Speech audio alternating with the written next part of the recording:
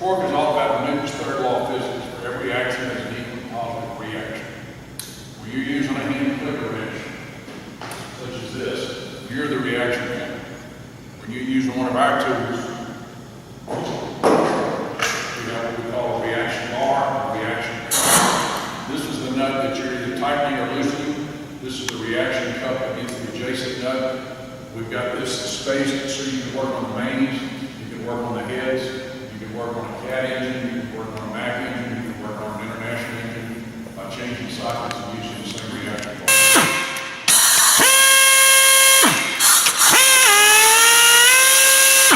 This tool has an operating range of 150 foot-pounds to about 950 foot-pounds.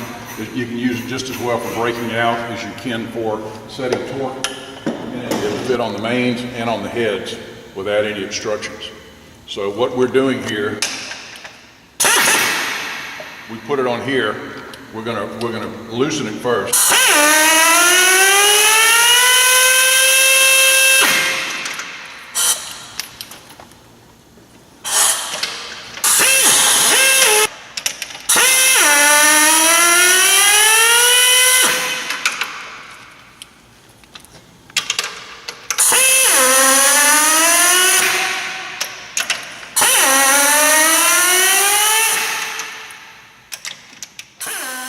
Now they're all loose. How long would that have taken your guys to do it laying under the truck, two guys on the back?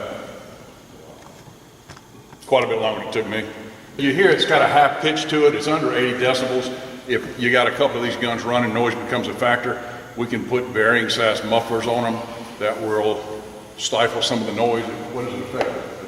The high end of the torque? We have a closed circuit system that's pretty much, we'll have two hoses coming off the gun. One will be an inlet, one will be an outlet. And it'll go back to a decent sized air muffler. You lose about 18% of the top end of torque. But basically what we would do is we would do a special calibration and we would just increase the PSI to get you back to where the top end should be. Yeah, we just calibrate it with the muffler on it. It's still accurate to plus or minus 5%. These tools are ISO, the tool and the gauges on the filter regulator are ISO certified in our metrology lab. You control your torque based on air pressure. What we have on here are index sockets with 90 and 45 degree indexes on them. So after we do the initial torque, once we determine what it is, you'll do that on all the bolts, then we'll come back and put the tool back on the nut, make a line on one of the 90 degree indexes.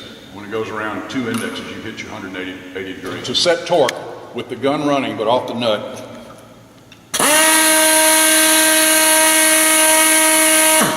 we've got a certified torque chart here, and it'll tell you to get 184 foot-pounds, set it the PSI at 12 PSI.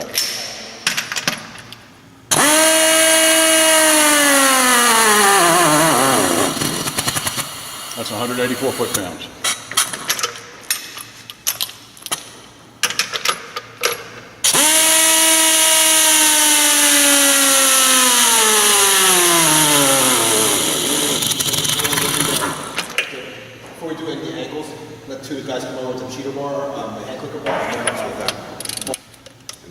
So this one's through chassis.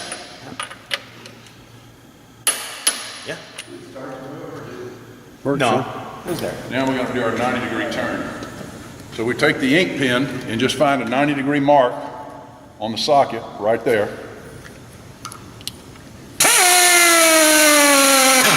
You're there. You've done your 90 degree turn.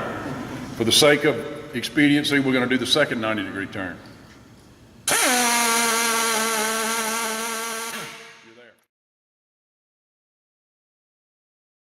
These sockets are made out of a material called Vascomax. Vascomax is a marriage of metals.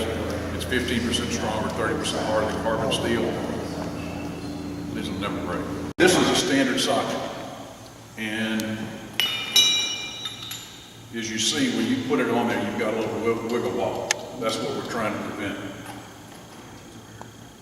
With this socket, we designed it to fit over the 12 points and the flange. So it fits in there perfect. So when you're on it, there's no wobble. There's no way it's going to ever slip off of that socket. And that's how most injuries occur.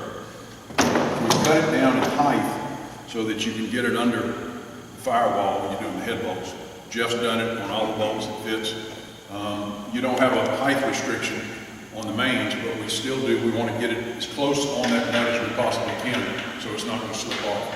And what this is a 12.24 millimeter socket, and this is a reaction cup. It's like 25 millimeters, and it's just designed to fit over the socket, so you don't have to index two of them. You index this one, the other one fits right over. If you have to pull the trigger of the gun to get the socket to turn a quarter turn to get on, that won't hurt it. Torque is Newton's third law of physics. For every action, there's an equally positive reaction. This is the reaction arm we use for the head bolts and the main bearing bolts. This is the reaction arm we use for lug nuts. And to change that, the reaction arm, simply take an Allen wrench, take that bolt out, put this one back on and bolt it. It takes you about 10 or 15 seconds. We designed this one so it would fit with the curve of the rim on your commercial truck. So you're against the next nut. You could actually do it with this reaction arm. It'll hit the next nut.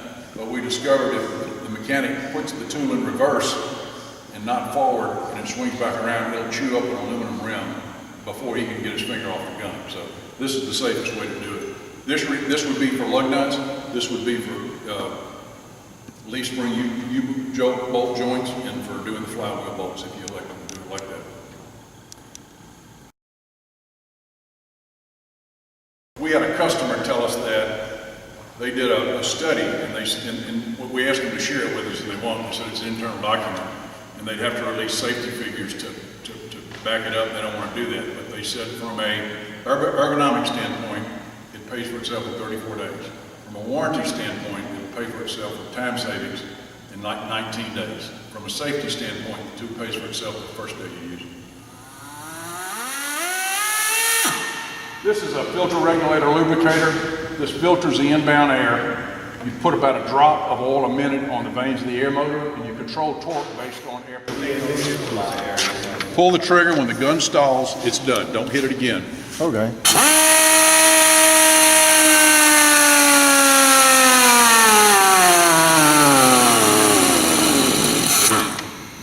All right, That's it? let's flip it over. Flip it over. Same thing. Same. Good mark right there. I'm not sure. You might want to bump it. There you go. You hit it again. Flip it over. You're all 7 of those. Wow. Yeah, the mains be a deal.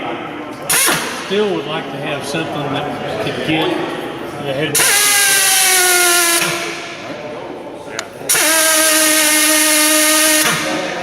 Wow. It's pretty easy. Man, Rick, you need to work up a sweat.